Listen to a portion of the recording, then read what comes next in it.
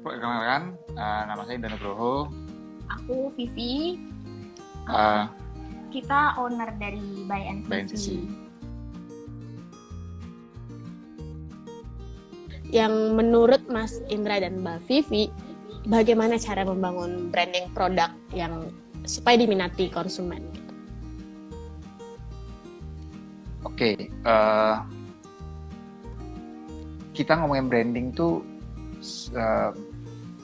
kita juga waktu itu belajar sih. Apa sih bedanya branding sama marketing gitu ya? Apa bedanya branding, apa bedanya marketing, apa bedanya sales? Karena kalau kita ngomongin terminologi tiga kata itu sebenarnya agak mirip nih. Intinya jualan gitu ya. Cuma kalau misalnya kita ngomongin branding, untuk kita ngomongin basic sendiri, branding kan memang bagaimana cara kita memperkenalkan brandnya By NCC sendiri. Kita mencoba untuk mengkomunikasikan yang menurut kita, yang kita tangkap sebagai masalah yang kita lihat di customer, dan kita menjawabnya dengan produk, which is kalau contohnya sebagai bumbu dasar By NCC, kita ngelihat, apalagi saya sehari-hari di rumah sama Vivi, saya ngeliat dia masak, pakai bumbu dasar ini benar-benar ngebantu dia nggak repot motongin bawang, motongin cabai, tangannya bau, matanya berair dan lain-lain. Kita ngelihat itu untuk dijadikan suatu quality content yang memang jadi message gitu. Jadi ya. Message di sosmed yang kita utamakan adalah anti ribet, masak lebih cepat, mengurangi kegagalan dalam memasak gitu sih. Jadi itu intinya kalau lihat Instagram kita pasti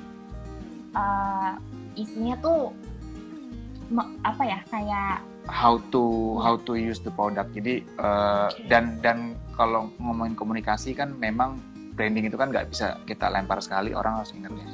Jadi memang continuity-nya, konsistensinya itu yang memang sangat penting. Jadi mungkin kita ngomongin branding ngelihatnya nggak bisa short term, harus long term. Jadi bagaimana message kita diterima sama customer, kita ngelihat responsnya bagaimana, message-nya bagaimana yang harus kita coba adjust. Yang awalnya mungkin kita ngomong A, ternyata impact-nya belum terlalu besar, kita coba lagi adjust jadi B. Ya, memang kalau ngomongin branding harus sabar sih ya.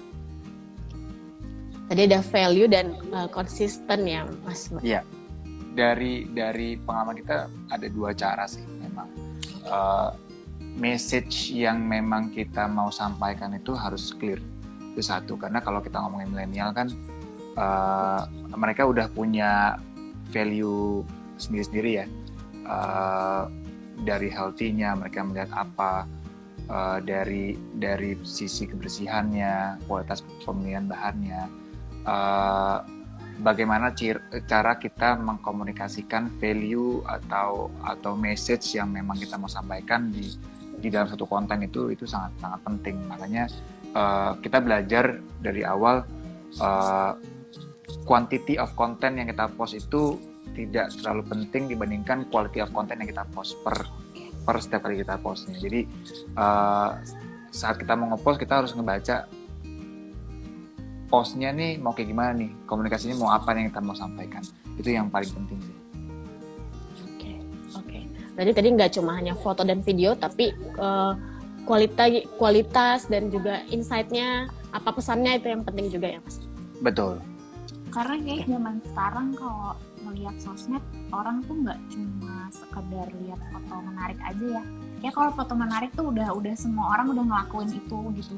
Kayak itu bakalan dengan mudahnya orang nge-scroll aja gitu kalau misalnya nggak ada sesuatu yang bermanfaat buat dirinya.